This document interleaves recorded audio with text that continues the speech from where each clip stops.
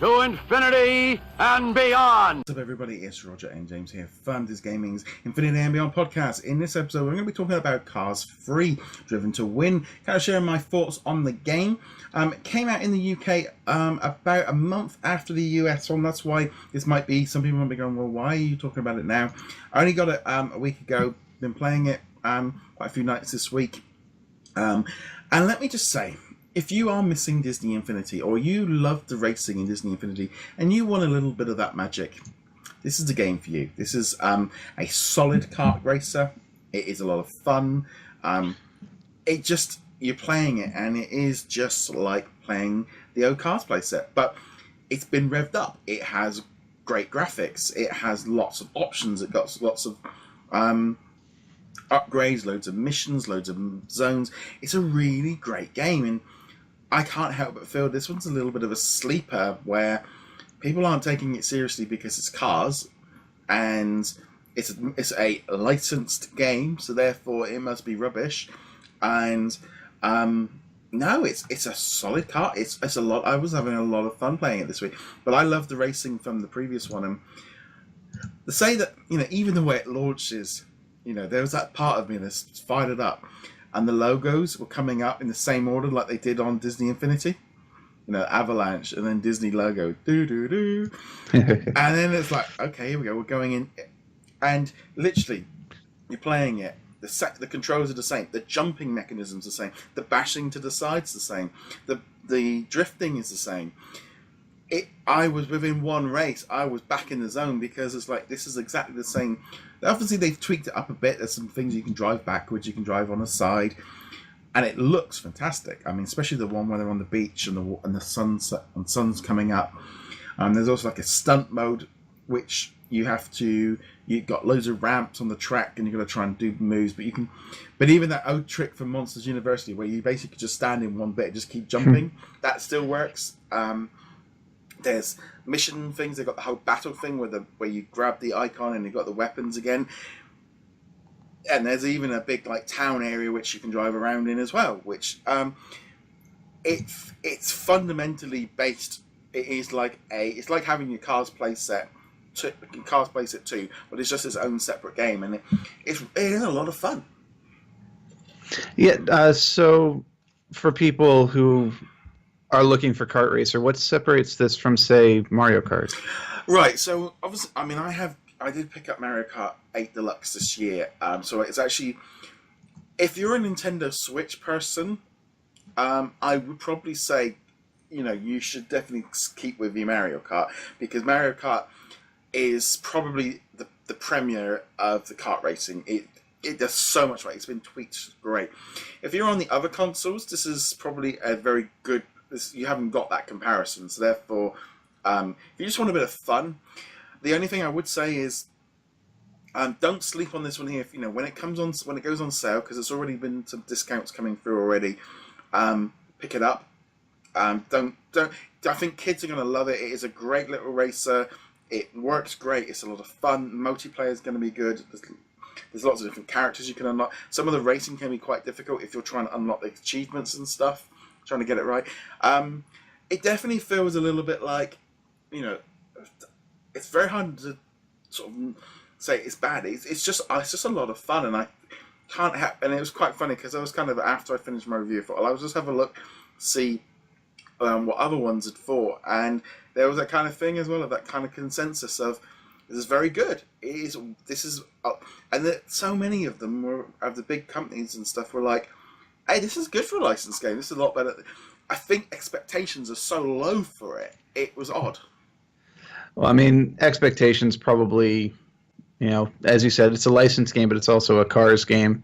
As much as the Cars franchise might be huge for Pixar, and it's massive, I think there's a certain amount of snobbiness towards it in the cinematic and even the gaming community too, where it's like, oh, it's that kids show that's popular. I don't like NASCAR.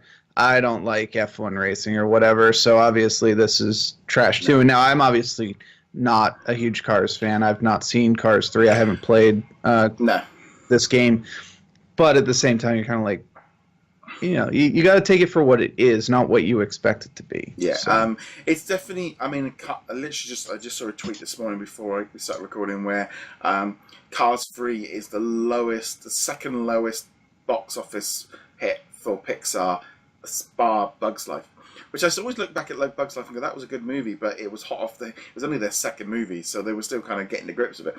Yeah, Cars 3 has not done what they expected. Neither of us have gone and seen it. I was going to go see it this week, and it was a bit like, it didn't have that must see at the cinema, and I think, it's going to be a big hit at home. It'll be a big hit on merchandise.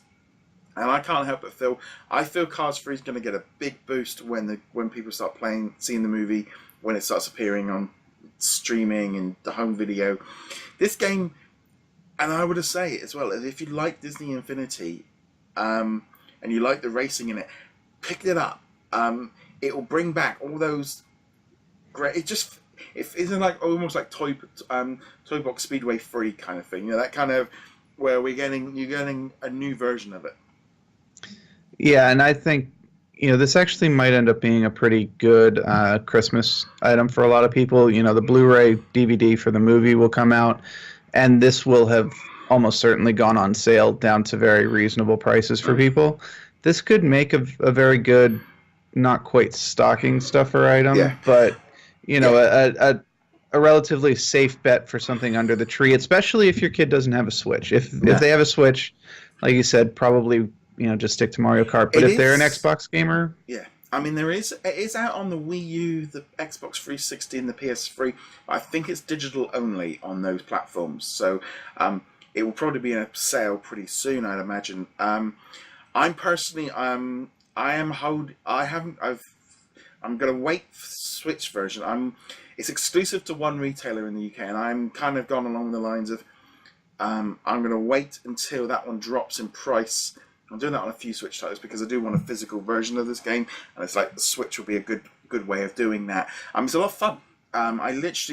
It's that thing of like, it is exactly what I thought it was going to be, and it's delivered. The mechanisms are great. The voice as well. When you go past someone or you bump someone, the little character pops up in the corner, and they have that interaction. It's not as bad as kind of going, "Hey Francisco." Hey Harley. Hey Francisco. Hey Harley. Like we had in the previous play sets. It's not as bad as that. But to be honest, you could, after you've played it a few times, you could probably turn off the music and listen to a podcast or listen to music, and you probably wouldn't worry too much. But yeah, it's a solid kart game. And it was that odd feeling of like, I'm back, where it was nice. It was just a nice game to jump in and play. Also there's some cool little moves as well. Like they've definitely gone to a bother of doing the tracks where you drive around an airport and there are planes coming into land on the runway, so you've got to avoid them. You go around, there's like big machines dropping wood, and you've got to jump over them. And when you drive through the beach, the water goes on your windscreen. Radiator Springs. It's definitely it's a kind of thing of like Disney Infinity. Probably the racing never looked as good as this game did. It's definitely it's really cool, and it's almost going to become now like my, if you want that racing fix from Disney Infinity, that will be where I'd go to, because it's on new consoles and it's just there. It's definitely something I recommend people look at. It sounds like it's actually taking a couple of cues from the old game Split Second, with a slash in between Split and Second. That was an old 360 racer from Disney as well. Didn't do so well on the sales chart, but it was actually a fun little game. But the plane coming in and dropping wood off and changing the track and stuff, that sounds a lot like Split Second to me. Yeah, I definitely. It feels like they've been like picking up stuff along the way. I actually, in some ways, I just feel like dropping it during E3 and having this old-fashioned mentality of licensed games are bad. This one I think will be one that will just keep drifting along for a while, and there'll be kids picking it up and playing it. If you've got small kids and you just want to have some, it is very easy to control. I would recommend having a look at it and giving it a whirl. It is a lot of fun. Yeah, it's something I'm going to check out at some point. Probably around the time the DVD comes out for the movie. So Yes, I mean literally, I think Argos over here, which have got it as exclusive. They even were having a deal where you got the Switch and you could pick the game up for £20, £299. You know, it's like if you're after a Switch and after it's a good bundle. But yeah, I suspect it will probably it's gonna. I can't imagine it's going to be not on sale quite soon. And when it goes on sale, I would suggest to any Disney fan or car fan, pick it up. although I'm getting a visual now of some little kid at Christmas, like they open up the Switch and they're like, oh, the Switch, and then they open up the obviously game size thing and like Breath of the Stars 3. Oh. So yeah. No, it is cool. Definitely worth checking out. I had a lot of fun of it. It's also that kind of thing as well of I do actually want to unlock a lot more bits and pieces. There is different characters. They are all the same. There's not a lot of it's obviously it's a kid. It's aimed at it's aimed at younger gamers. So it's not like, oh well, Mate is a bit heavier and so therefore he drifts, but they're all identical.